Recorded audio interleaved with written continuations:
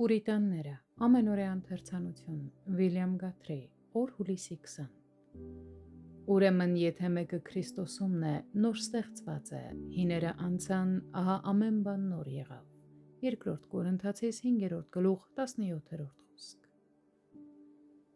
Շնորհի վիճակի և Հիսուս Քրիստոսում ճշմարիտ փրկարար մասնակցություն ունենալու մեկ այլ մեծ նշան նոր արարած լինելն է։ Եթե մեկը Քրիստոսում է, նա նոր արարած է։ Այս նոր արարումը կամ մարդու նորոգությունը շատ զգալի փոփոխություն է, թեև ոչ նրանց դեպքում, ովքեր ազդեցիկ կերպով կանչվել են դեռևս իրենց մոր որովայնից կամ մանկության տարիներից, քանի որ նրանք այդ նոր արարածը ունեցել են իրենց մեջ հենց այդ ժամանակվանից։ Ուստի կյանքի հետագա շրջաններում այդ փոփոխությունն այնքան ակնհայտ չի երևացել, որքան նրանց մոտ, ովքեր վերածնվել և Քրիստոսին են բերվել արդեն հասուն տարիքում, և մինչ այդ ավելի տեսանելի կերպով գտնվել են խավարի իշխանության տակ, նախքան Քրիստոսի արքայություն փոխադրվելը։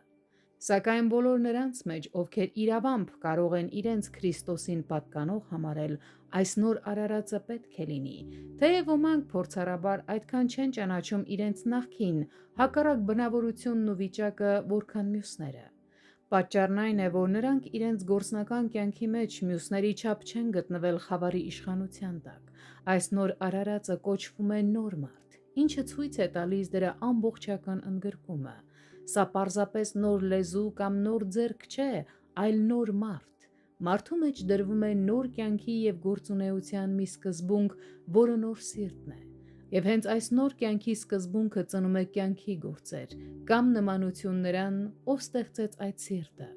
Եվ այդպես, մարդը սկսում է նորոգվել իր էության բոլոր կողմերով։